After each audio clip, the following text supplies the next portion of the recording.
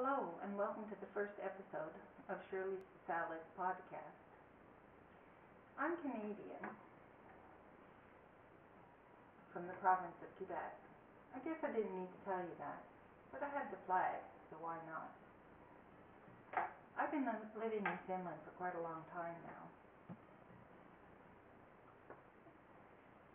I started knitting when I was 7.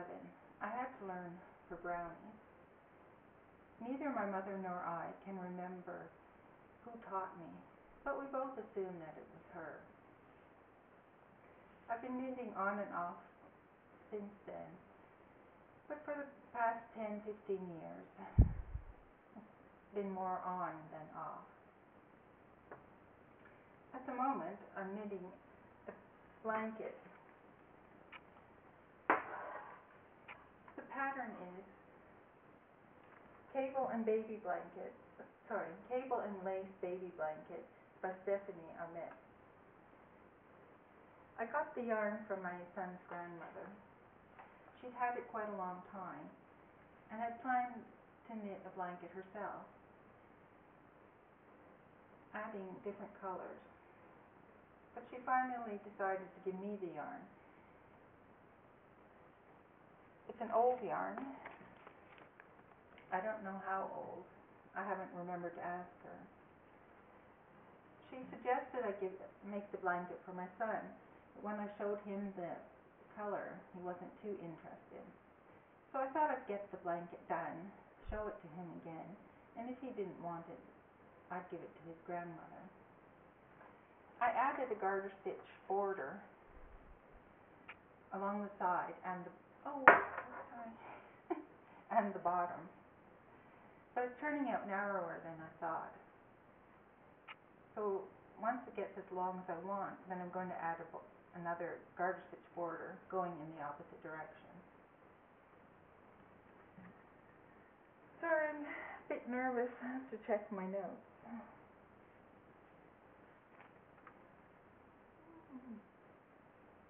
Oh yeah, she gave me 18 balls of yarn and I'm only on ball 8. So I have a long way to go, and I'm already quite bored.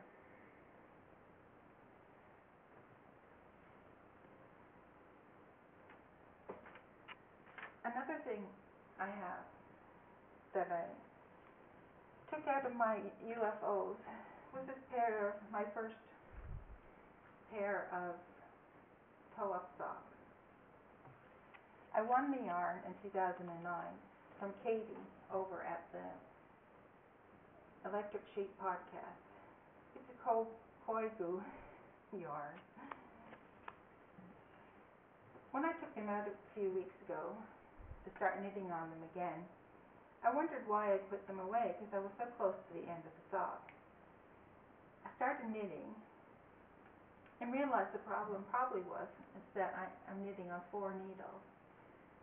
And in Finland, they sell sock needles in a set of 5.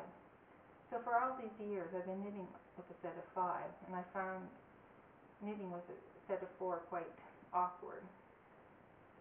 I was talking with my sister one day on the phone, and she mentioned that she was going to the charity store, and I asked her if she'd look and see if they had a 2.25 millimeter needle, and luckily she was able to find one, and she'll send it to me, and then I can continue on with these socks.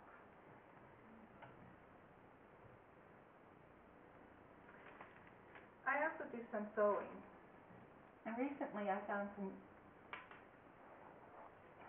material at the charity store here and decided to make new cushion covers. So I took the cushion covers off, my old cushion covers off, and started by measuring around the cushion. Then I took this measurement and divided it in half, so I know how wide I need my piece of material to be. After that, I added on seam allowances. I cut out the piece of material.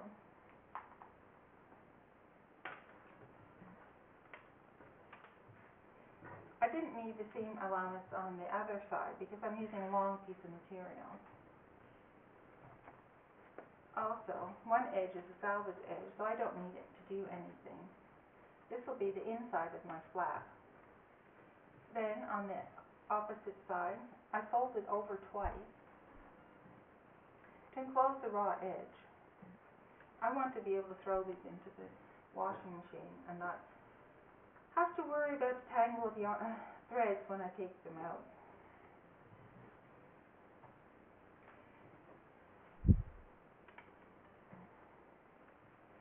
Usually, you would fold it so that your right sides of your material are together, and then you would sew a seam along here and then also on the other side.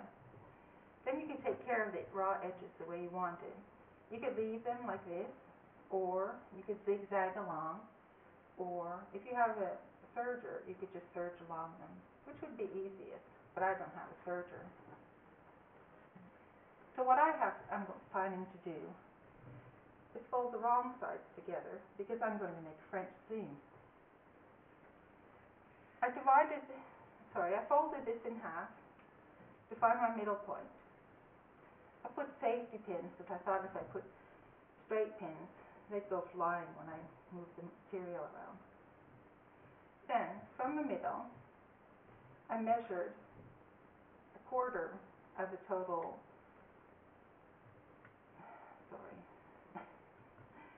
Too nervous.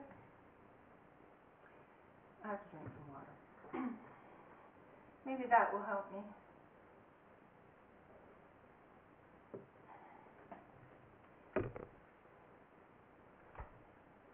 So, start again. Here's my halfway point. Then I measured a quarter of the half of the distance and put my pins to mark it. So it's easy to find where I'm supposed to fold the material over.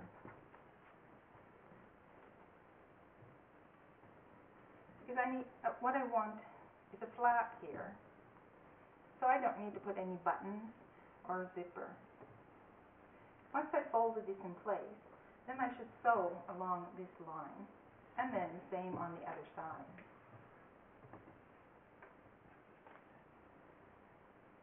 Once I've done that, I have to turn it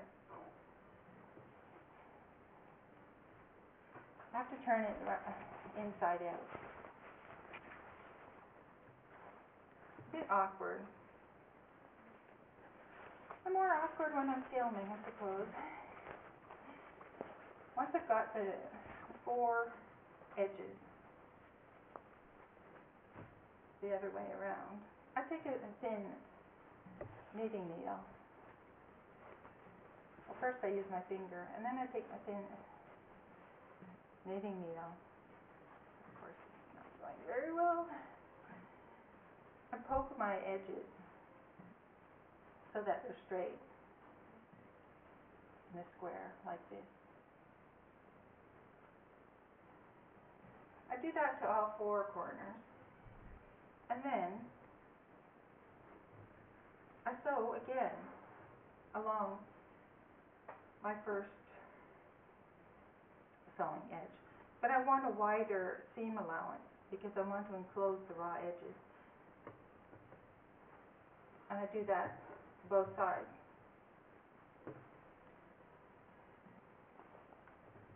Now I've done that here. I've sewn my seam here and on the other side, and then once again I have to turn them inside out so we get the right side showing.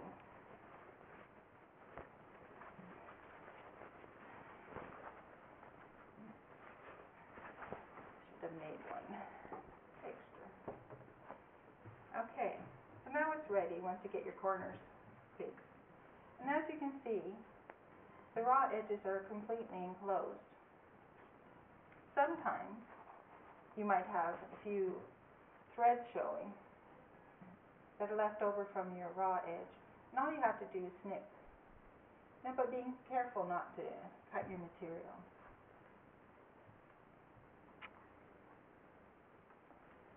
I thought I would do a book review. This is a finished book. My translation of the title is On the Needles, and it's written by Anu Haraki. At the beginning of the book, she tells you about what tools you'll need, a little bit about color, and other things like that. The first pattern that I liked were these simple wrist warmers. I like the idea of adding buttons to fancy it up a bit.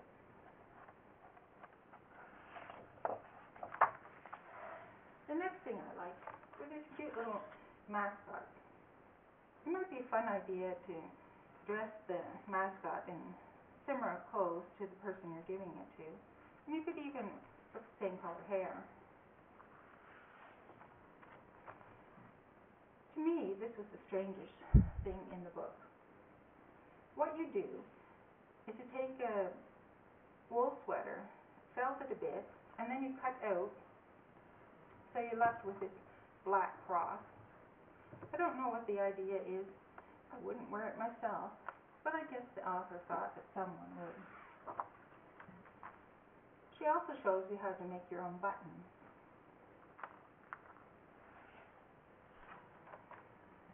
This is the thing I like the most.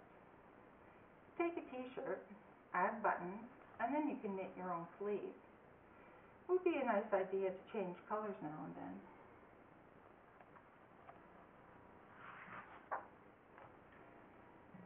When I'm looking at finished books and magazines, I like seeing that the photos have been taken with finished objects. Here you see Tintin with a finished title. Sometimes I've been reading magazines, and the foods that are shown with recipes have labels on them that I've never seen before, and sometimes they're even in a foreign language.